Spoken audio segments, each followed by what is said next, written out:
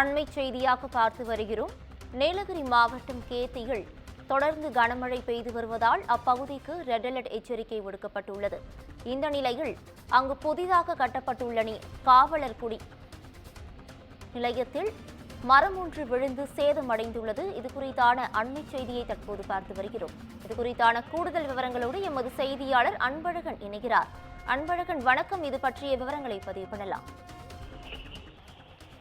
வணக்கம் பவித்ரா. வானிலை ஆய்வு மையம் நீலகிரி மாவட்டத்திற்கு நேற்று மற்றும் இன்று என 2 நாட்களுக்கு ரெட் அலர்ட் விடுத்திருக்கும் நிலையில் 2 நாட்களாக நீலகிரி மாவட்டத்தில் கோத்தகிரி, குன்னூர், கூடலூர், பந்தலூர், நடுவட்டம் போன்ற பகுதிகளில் தொடர்ந்து காற்றுடன் கூடிய கனமழை பெய்து வருகிறது.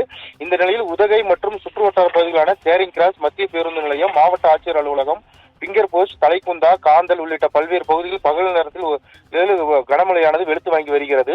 கனமழை காரணமாக தாழ்வான பகுதிகளில் சாலையில் வெள்ள நீர் பெருக்கெடுத்து ஓடியதால் வாகன ஓட்டிகள் மற்றும் பொதுமக்கள் பெரும் மின்னலுக்கு ஆளாகி வருகின்றனர். இந்த நிலையில் கனமழையின் காரணமாக ரயில்வே பாலத்தின் அடியில் உதகை மத்திய பேருந்து நிலையத்திலிருந்து படகுலம் செல்லும் சாலையில் மழைநீர் சூழ்ந்துள்ளதால் போக்குவரத்து பாதிப்பு ஏற்பட்டுள்ளது.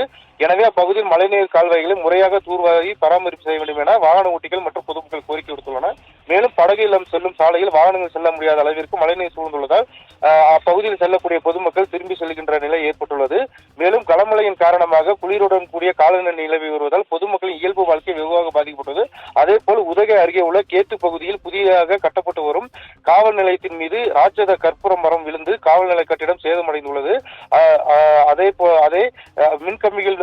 மின்கம்பிகளும் மீது விழுந்து சேதம் ஏற்பட்டுள்ளது.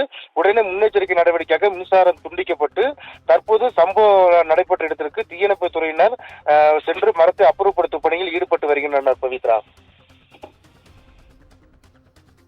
கூடுதல் விவரங்களுக்கு நன்றி அன்பழகன்.